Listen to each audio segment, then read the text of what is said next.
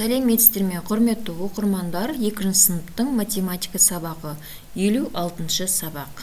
Құрметті оқырмандар, каналға тіркелуді ұмытпаймыз, лайк басамыз, каналға тіркелеміз, подписаться батырмасын басып.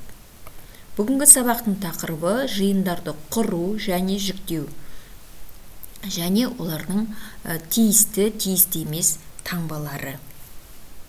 Бұл бірінші тапсырмада бұл нысандар қандай жиынның элементтері деп сұрайды. Шырша, қайың, қарағай, терек бұл ненің жиындары? Яғни әрине ағаш жиындары екен. Ата, әже, ана, қызы, ұлы бұл отбасы жиыны деп айта аламыз. Яғни отбасындағы адамдардың туыстық атаулары. Келесі сызғыш, қалам, қарындаш. Тағы да ары қарай кітапта осылар оқу құралдары жиыны болып есептеледі. Келесі тапсырмаға қараймыз. Математика, яғни бұл жерде математика сөзіндегі әртүрлі әріптер жиыны. М әрпі А жиынына тиісті жазылуы, М жағы тиісті Аға. Б әрпі А жиынына тиісті емес, жазылуы Б тиісті емес Аға. Мынадай болып белгі сызылады белінен. А жиынына тиісті тағы 3 әріп жаз дейді. А жиынына тиісті Т аға тиісті, И аға тиісті, К аға тиісті деп осылай жазып көрсете аламыз. А жиынына тиісті емес 3 әріп жаз дейді. А жиынына Ә тиісті емес, Қ тиісті емес және Ж аға тиісті емес деп осылай көрсете аламыз. Яғни жиынның тиісті емес дегендерін осылай белгілермен салатын боламыз. Жиынды латынның бас әріпімен, ал оның элементтерін кіші әріптермен белгілейді. Бұл жерде белгі элементтің жиынды тиісті екенін білдіреді, ал бұл жерде элементтің тиісті емес екенін білдіреді екен. Яғни тиісті емес деп көрсететін боламыз. Келесі тапсырмаға қараймыз. Берілген сандар қандай жиынның элементтері болып табылады? Бір таңбалы сандар жиыны бұл жерде 2, 5, 7, 4, 9 бұлар бір таңбалы сандар жиынына жатады. Келесі суретке қарайық. Суреттегі жиындарға қара, К, Ф және С жиындарын көріп тұрмыз. Әр жиында және оған тиісті элементтерді ата дейді. К дөңгелектер жиыны, ал Ф шаршылар жиыны екенін көріп тұрмыз. С бізде үшбұрыштар жиыны. Жиынды тұйықталған сызық түрінде кескіндеп көрсетуге болады. Яғни диаграмма түрінде де көрсетуге болады екен. Әр жиынды және оған тиісті элементтерді ата дейді. Бұл жерде К-ға тиісті А және Д және В, С жиындары тиісті К-ға.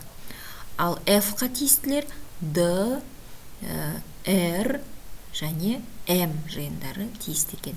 С-ға тиісті Л, П және С жиындары бір-біріне тиісті екен. Үшбұрыштар жиынды.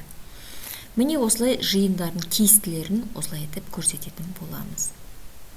Одан кейін тапсырмаға қарайық. Суреттегі жиындарға қара, А және В жиынын көріп тұрмыз. А жиыны бізде гүлдер, ал В жиыны құстар екен. А жиынында 12, В жиында 9 элемент бар. Сонда 12 артық 9-дан Раушан қай жиынға жатады? А жиынына жатады. Иттер осы жиындарға жата ма? Әрине, иттер бұл жерде жоқ, ол жатпайды. Яғни диаграммалар бойынша өзің басқа да сұрақтар қой дейді бізге. Келесі тапсырмада есепті шығар дейді. Мұражайдың бірінші залында табиғат туралы 29 картина бар. Ал екінші залында картиналардың одан 15-і артық. Мұражайда табиғат туралы барлығы неше картина бар деп сұрайды. Бұл жерде бірінші залда 29, екінші залда одан белгісіз 15-і артық, барлығы белгісіз. Бізде бұл құрама есеп. Ендеше біз бірінші екінші залды тауып аламыз, екінші залды тапқаннан кейін барлығын таба аламыз.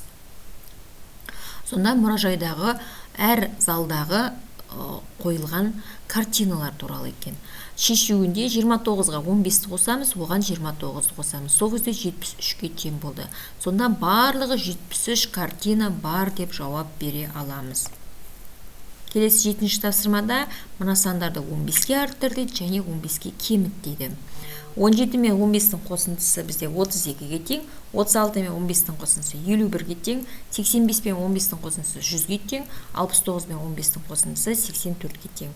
23 мен 15-тің айырмасы 8-ге тең, 61 мен 15-тің айырмасы 46-ға тең, 83 мен 15-тің айырмасы 68-ге тең, 62 мен 15-тің айырмасы 77-ге тең деп көрсете аламыз.